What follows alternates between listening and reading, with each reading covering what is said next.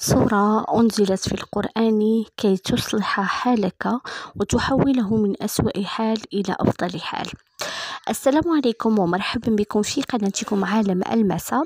هذه القناة التي سأشارككم من خلالها مجموعة من النصائح والوصفات. لا تنسوا دعمي عبر نشر الفيديو مع أصدقائكم كي تعم الفائدة بإذن الله تعالى. فضلا وليس أمرا اكتبوا في تعليق اللهم صل وسلم وبارك على سيدنا محمد.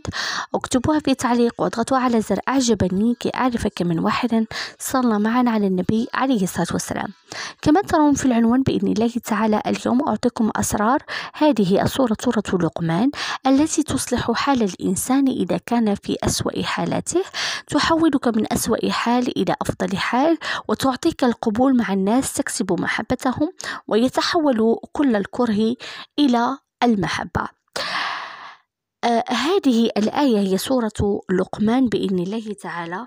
سوف تلاحظ أنك أصبحت مقبولا بين الناس إذا قرأتها فقط مرة واحدة، وأيضا ليلة الجمعة، وبإذن الله سوف تصبح مقبولا عند الناس، والكل سيحبك والكل سيتهاتف كي يكلمك ويتحدث معك. سورة لقمان كما هي معروف أنزلت في القرآن، تصلح حال الإنسان إذا كان في أسوأ حالاته، أو إذا كنت مثلا تعاني من مشاكل، من نحس، من عكسات، فما عليك إلا أن تقرأها وبإذن الله تعالى يأتي الفرج من عند الله سبحانه وتعالى.